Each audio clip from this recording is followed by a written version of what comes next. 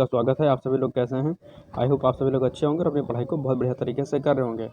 देखिए, आज हम 20 से 21 नवंबर के कुछ महत्वपूर्ण करंट अफेयर पर चर्चा करेंगे और देखेंगे कि कौन से ऐसे प्रश्न हैं जो आपकी परीक्षा के लिए महत्वपूर्ण है। इसके पहले मैं आपको बता दूं कि जो करंट अफेयर्स डेली आपको कराया जाता है, ये UPPSC, UPSC, RO, UPSC PAT, BPSC, RS, MPPSC, UGC net सहित सभी एक दिवसीय परीक्षाओं के लिए समान रूप से उपयोगी होता है। तो आप किसी भी परीक्षा की तैयारी कर रहे होंगे, आपके लिए करंट अफेयर्स जो है महत्वपूर्ण साबित होगा। चलिए बिना देरी के आज का पहला प्रश्न देखते हैं और देखते हैं कि कौन सा ऐसा प्रश्न है जो आपकी परीक्षा के लिए महत्वपूर्ण है। तो पहला प्रश्न हमारा है कि हाल ही में किसे मुख्य सूचना आयुक्त नियुक्त किया गया है। मोस्ट इम्पॉर्टेंट क्वेश्चंस है और मैंने पहले ही बताया है कि जो भी संस्थाएं होती हैं जो है उनके अगर हाल फिलहाल में कोई भी अध्यक्ष नियुक्त होते हैं तो उनसे संबंधित प्रश्न आपकी परीक्षा में सीधे तौर पर पूछ लिए जाते हैं। तो हाल ही में मुख्य सूचना आयुक्त जो है हीरालाल सामरिया को नियुक्त किया गया है। इसका राइट आंसर जो है सी हो जाएगा। चलिए व्याख्या देखते हैं इसकी।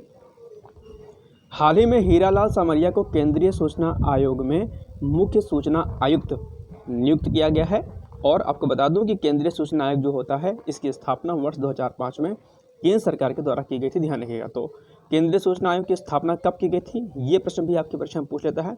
ध्यान रखिएगा, आपको आंसर देना है वर्ष 2005 में। चलिए नेक्स्ट क्वेश्चन। अनुकूलन गैप रिपोर्ट निम्नलिखित में से किसके द्वारा जारी किया जाता है।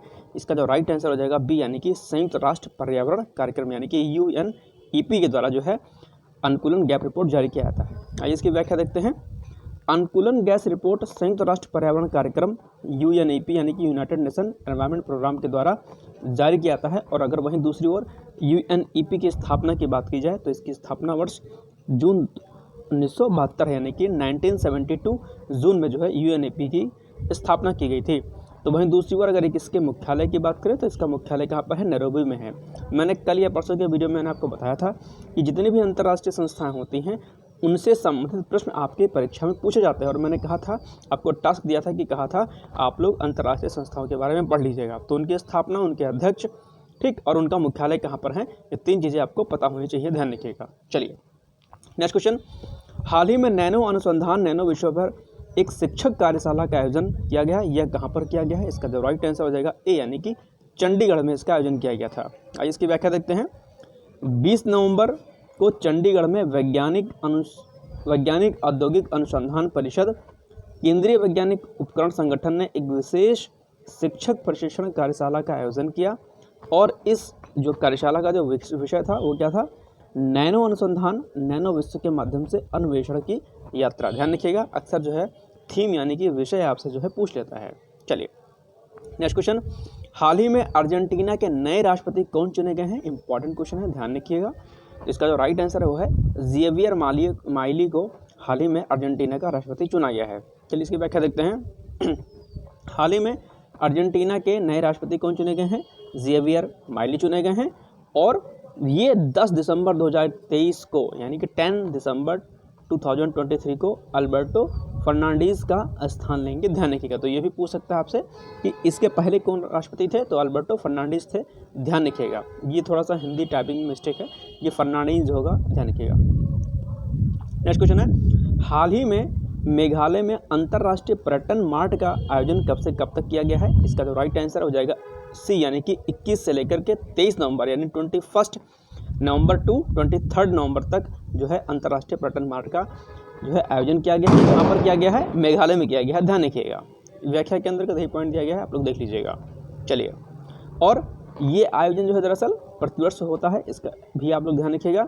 इसका मुख्य उद्देश्य अगर हम बात करें तो मुख्य उद्देश्य इसका कि पूर्वोत्तर राज्यों के हितधारकों को राष्ट्रीय और अंतर्राष्ट्रीय बाजारों के हितधारकों के साथ विचार विमर्श के अवसर प्रदान करना और वहाँ की पर्यटन क्षमता को बढ़ावा देना है। ध्यान रखिएगा। चलिए नेक्स्ट क्वेश्चन है। इंदिरा गांधी शांति पुरस्कार की स्थापना कब की गई थी। इसका जो राइट आंसर हो जाएगा सी, यानी कि 1986 यानी कि 1986 में इंदिरा गांधी शांति पुरस्कार की स्थापना की गई थी।